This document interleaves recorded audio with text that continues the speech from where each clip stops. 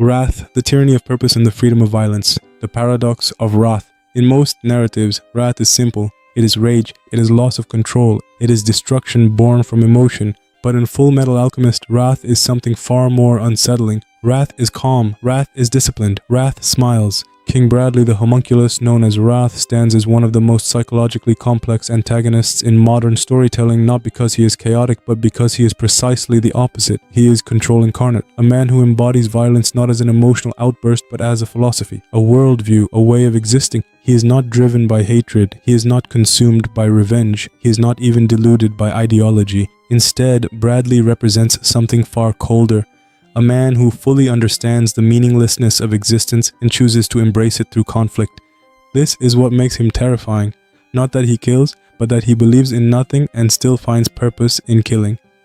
Origin of the man who was not born. To understand Wrath, we must begin not with who he became, but with what he was denied. Bradley was not born as a human being, he was selected.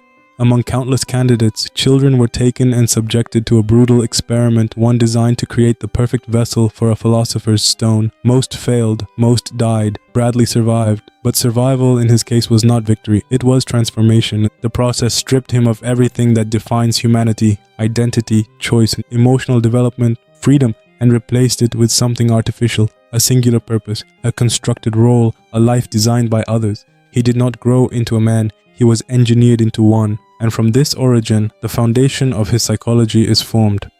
The illusion of self, a life without agency. At the core of Bradley's character lies a fundamental philosophical tension. He is a being who acts with perfect autonomy, yet never had the freedom to choose his existence. This contradiction defines everything he is. From the moment of his creation, Bradley's life was predetermined. He would become the Führer of Amestris. He would act as a key component in a nationwide transmutation circle. He would serve Father without question. And yet, when we observe Bradley, we do not see a puppet. We see a man who makes decisions, evaluates opponents, chooses how to fight, expresses personal satisfaction. So what is he? A slave or a sovereign? The answer is both. And this duality creates a deeply unsettling psychological framework. Bradley is not ignorant of his lack of freedom. He is fully aware that his life was constructed, that his path was laid out by others, and yet he accepts it. Not passively, but actively. Nihilism, the rejection of divine meaning. One of Bradley's most defining traits is his rejection of any higher moral structure. During his confrontation with Ishvalan survivors, he openly mocks the concept of God. If a God truly existed, would he allow someone like me to exist? This is not arrogance, it is philosophical positioning. Bradley is not claiming superiority over God.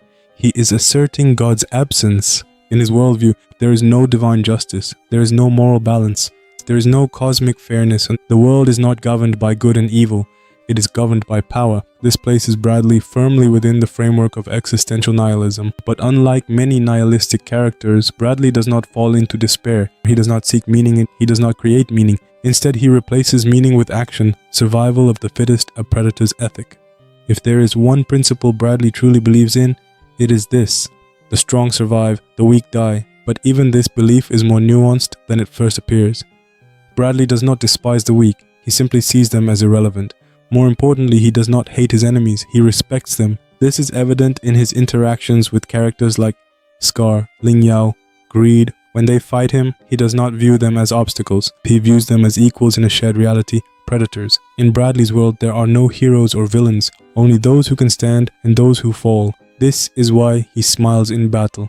Because for him, combat is not chaos, it is clarity, the eye of wrath, perception and control. Bradley's ultimate eye is more than just a physical ability, it is symbolic. It represents perfect perception, absolute awareness and total control. Where others act on instinct or emotion, Bradley acts on certainty. He sees the trajectory of attacks, the weaknesses in opponents, the inevitability of outcomes. But this ability also reinforces his worldview. Because when you can see everything, nothing feels random, nothing feels miraculous, nothing feels divine. Everything becomes predictable, mechanical, determined, and thus meaningless.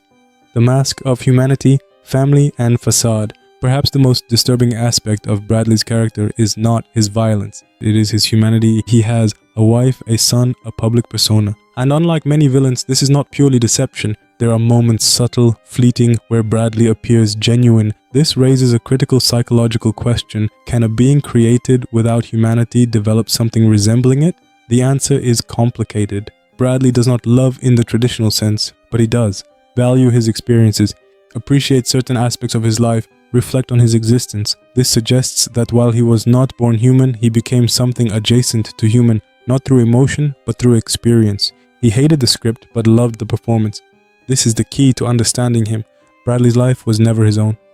Every role he played was assigned, every step he took was planned, but within that rigid structure he found something uniquely his, how he performed it. He could not choose to be free, to live differently, to escape his purpose, but he could choose how he fought, how he carried himself, how he faced death, and so he turned his life into a performance, not of rebellion, but of mastery, psychological profile.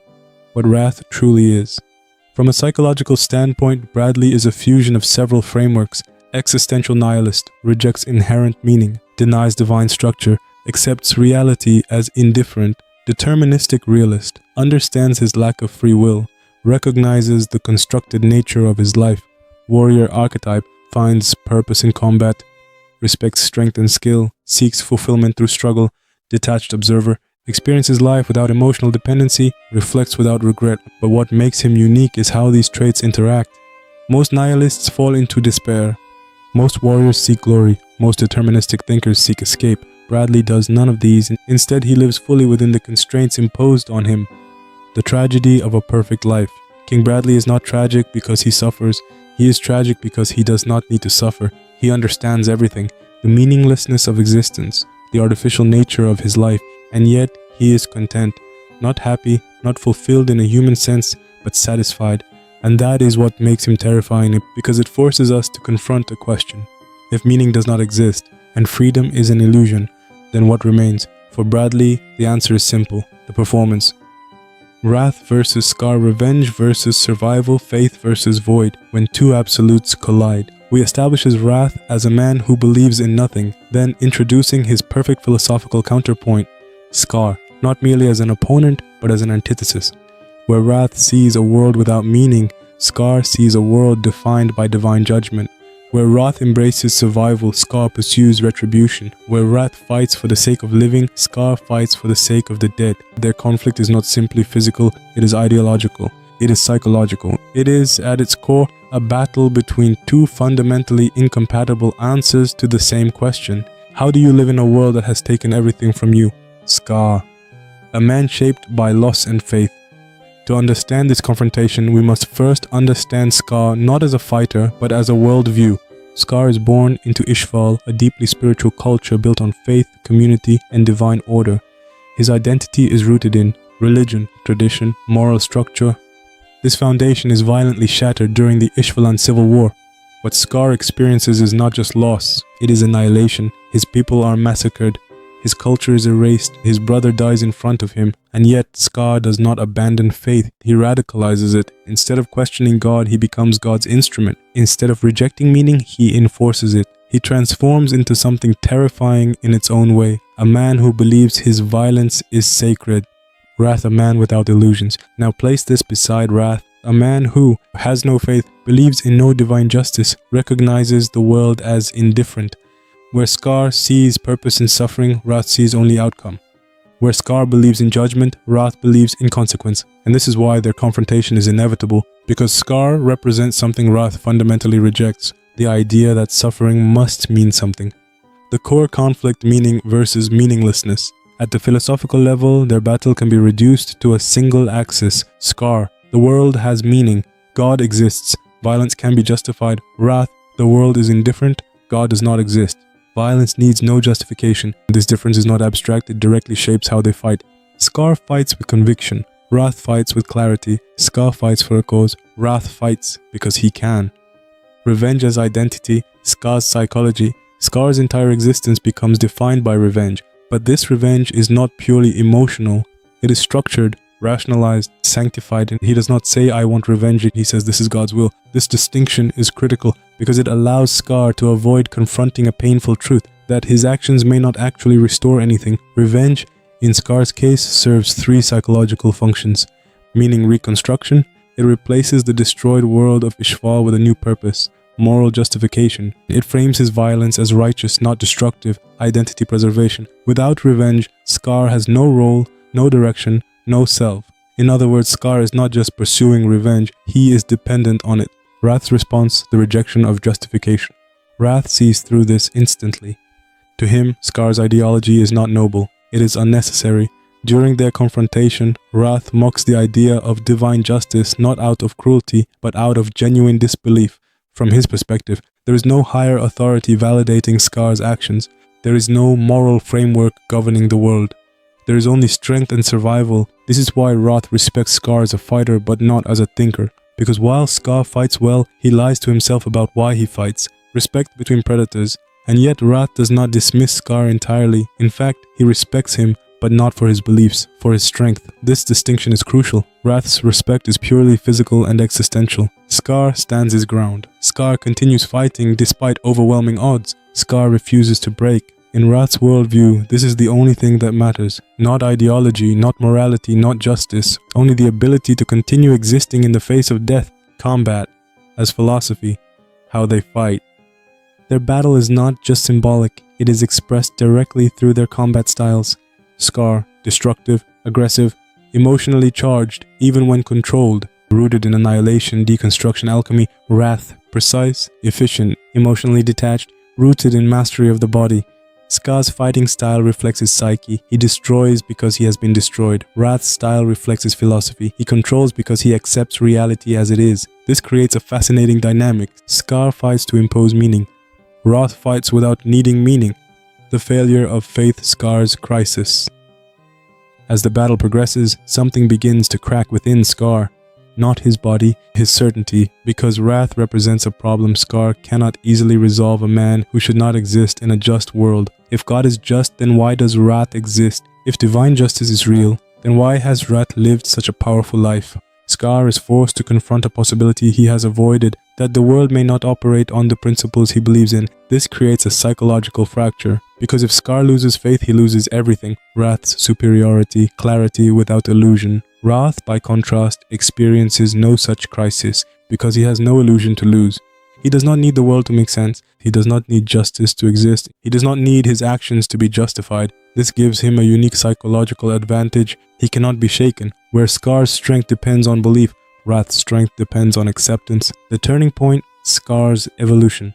And yet, Scar does not break. Instead, he evolves. Rather than abandoning his faith entirely, Scar begins to reinterpret it. He shifts from blind execution of revenge to conscious choice in how he acts. This is subtle but critical, because for the first time Scar begins to act not just as God's instrument, but as a man making decisions. This is something Wrath never had.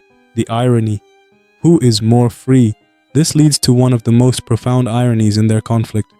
Wrath, who appears completely free, is actually bound by his creation. Scar, who appears bound by faith, begins to move toward autonomy. By the end of their confrontation, Wrath remains exactly what he was designed to be. Scar becomes something new. This reversal highlights a central theme. Freedom is not the absence of constraints, it is the ability to change within them. Why Wrath respects Scar. Even as the battle reaches its conclusion, Wrath's respect for Scar only grows, because Scar achieves something rare in Wrath's world. He adapts, he continues, he refuses to collapse under contradiction. In a world defined by survival, Scar proves himself worthy, not as a believer, but as a fighter. Two answers to suffering. At the end of this confrontation, we are left with two distinct philosophies. Wrath's answer, the world is meaningless, accept it, live fully within it, find fulfillment in action. Scar's answer, the world has meaning, even if it is unclear, act in alignment with that meaning, evolve when challenged. Neither is presented as entirely correct, neither is entirely wrong, but what makes their clash so powerful is this: they are both responses to the same trauma, loss, violence, destruction, and yet they arrive at completely different conclusions. Wrath and Nietzsche, nihilism, will to power, and the false Übermensch, a philosopher in armor. To fully understand Wrath King Bradley, we must step outside the narrative of Fullmetal Alchemist and place him within a broader philosophical framework. Because Wrath is not just a character, he is an idea, and that idea closely mirrors the work of Friedrich Nietzsche, a thinker who dismantled traditional morality, rejected divine authority, and forced humanity to confront a terrifying realization. that the universe does not care. Nietzsche's philosophy revolves around three central concepts: the death of God, the will to power, the Übermensch Overman. At first glance, Roth appears to embody all three. He rejects God, he dominates through strength, he exists above conventional morality. But this is where the analysis becomes deeper, because Roth is not Nietzsche's ideal. He is something far more tragic, a being who achieves Nietzschean clarity without Nietzschean freedom. The death of God Roth's world without divinity. Nietzsche's declaration that God is dead is often misunderstood. He was not celebrating atheism, he was diagnosing a cultural shift, that humanity could no longer rely on divine authority to define meaning, morality, or purpose. This creates a void, a dangerous one, because without God, there is no objective morality, no inherent justice, and no ultimate meaning. Wrath exists fully within this void. When he mocks the idea of God during his battle with Ishval on survivors, he is not merely being provocative, he is articulating a worldview. If God existed, the world would not look like this. And since the world does look like this, God in any meaningful sense does not exist. This places Wrath firmly in a post-theistic reality. But what separates him from most characters is what comes next. He does not seek to replace God, he does not construct a new moral system, he simply accepts the absence. Passive versus active nihilism. Nietzsche distinguishes between two forms of nihilism: passive nihilism, despair in the absence of meaning, withdrawal from life, loss of purpose; active nihilism, acceptance of meaninglessness, destruction of false values, creation of new ones. Wrath does not fall into passive nihilism.